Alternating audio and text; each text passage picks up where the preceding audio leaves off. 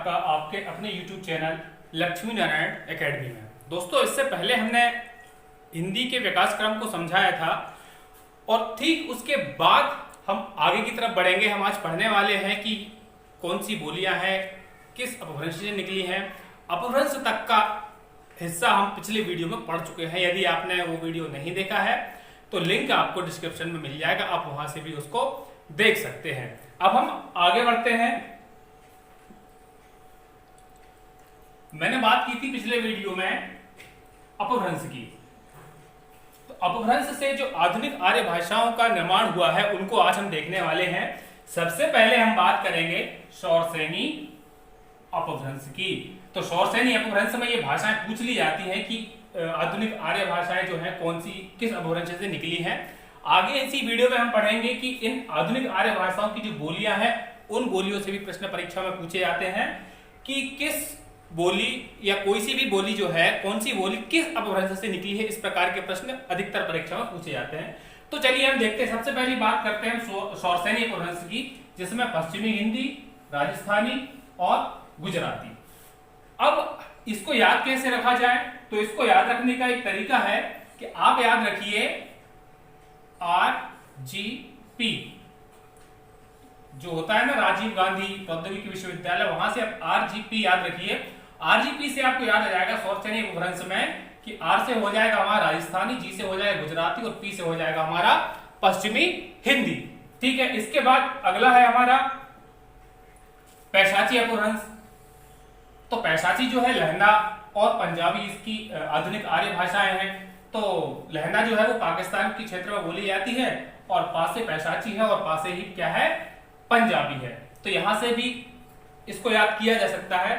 अगला है ब्राचड़, ये जो जनभाषा से है, ये है सिंधी, इसकी आधुनिक आर्य भाषा है। तो ये सिंगल है, इसलिए इसको याद करने की कोई ट्रिक की आवश्यकता नहीं लगती है। फिर आता है खस, और इसकी जो आधुनिक आर्य भाषा है वो है पहाड़ी भाषा। अगर इसके आगे हम पढ़ने वाले हैं कि ये जो जितने भी आधुनिक आर्य भाषा हैं इनकी बोलियां कौन कौन सी हैं। आगे देखते हैं हम महाराष्ट्री अपभ्रंश से मराठी। इसको याद करने की ट्रिक बनाने की जरूरत नहीं थी। अब बात करते हैं अर्धमागधी अपभ्रंश की, जो कि है पूर्वी हिंदी। इसकी भी और जो बोलियां रहेंगी उन पर भी हम अभी आगे चर्चा करेंगे। फिर है मागधी अपभ्रंश से कौन कौन सी निकली हैं, बिहारी, उड़िया, बंगाली, असमिया। तो इसको याद रखने के लिए आप याद रखिए कि दो सहेलियां हैं। कौन कौन, एक मान लीजिए रिया और दूसरी मान लीजिए कौन, समी। ये दो सहेलियां हैं। ये क्या करती हैं, हार और बैंगल खरीदती हैं। तो वहां से आपकी अब जो अपभ्रंश हो जाएगा वो हो जाएगा मागधी अपभ्रंश से बिहारी, उड़िया, बंगाली और असमिया। चलिए हम आगे बढ़ते हैं और आगे देखते हैं भाषा, उपभाषा और बोली। पहले हम इनको समझ लेते हैं कि बोली क्या होती है, भाषा क्या होती है और उपभाषा क्या होती है। बोली, जैसा कि आप जानते होंगे कि बोली जो है उसका क्षेत्र जो है वो सीमित होता है। ना ही ये राजकाज में प्रयोग की जाती है और ना ही इससे साहित्य का निर्माण किया जाता है। काफी छोटे क्षेत्र में बोली जाने वाली जो कहना चाहिए भाषा होती है उसी को हम बोली कहते हैं। जो सामान्य लोग आपस में बातचीत करने में प्रयोग करते हैं उसे हम कहते हैं बोली। फिर बात करते हैं विभाषा और उपभाषा की, जो कि अगर देखा जाए तो बोली से इसका क्षेत्र थोड़ा सा बड़ा होता है, थोड़ा सा एरिया जो होता है वो ज्यादा होता है बोलने का, लेकिन भाषा से कम होता है। इसमें साहित्य का निर्माण होने लगता है जैसे जैसे उसका विकास आगे बढ़ता है। फिर बात करते हैं हम भाषा की।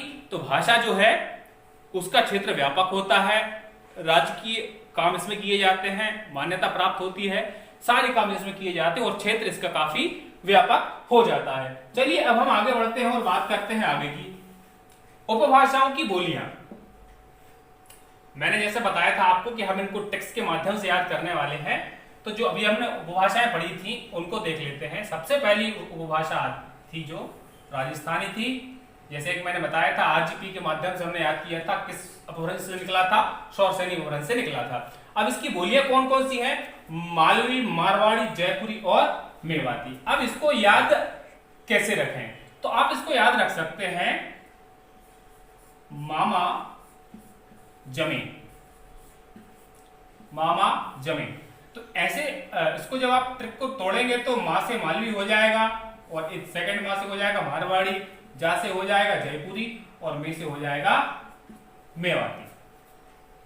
नेक्स्ट है हमारा पश्चिमी हिंदी। पश्चिमी हिंदी को आप कैसे याद रखेंगे? बांगरू, बुंदेली, कौरवी, कन्नौजी और ब्रजभाषा इसकी बोलियां हैं। आप इसको याद कैसे रखेंगे? तो इसको याद रखने के लिए आप ध्यान रखिए एक ट्रिक, बाम्बू को कब्र, ठीक।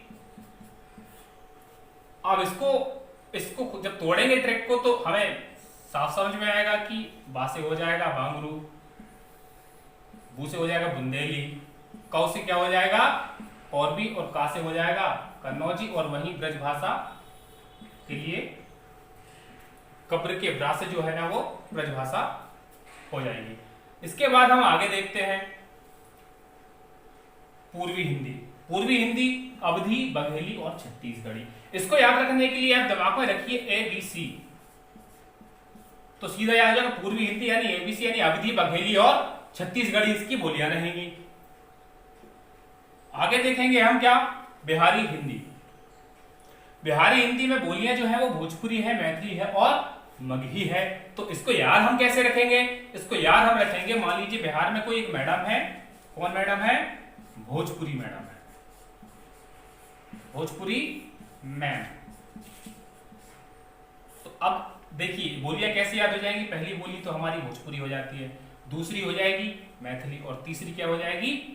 चलिए, हम बिहारी हिंदी को भोजपुरी मैम के माध्यम से समझ चुके थे। अब हम बात करते हैं पहाड़ी हिंदी की, जिसकी बोलियां हैं कुमाऊनी, कुल्लई और गढ़वाली। तो दोस्तों इसके जो नाम है, इन तीनों बोलियों के नाम थोड़े से बाकी बोलियों से भिन्न हैं, और ये स्पष्ट समझ में आता है कि ये किसी पहाड़ी इलाके में बोली जाती होंगी। उम्मीद करता हूं दोस्तों आपको हमारे प्रयास पसंद आ रहा होगा। यदि आपको हमारा प्रयास पसंद आए तो हमारी वीडियो को लाइक कीजिए, कमेंट कीजिए और वीडियो को शेयर कीजिए। Thank you very much.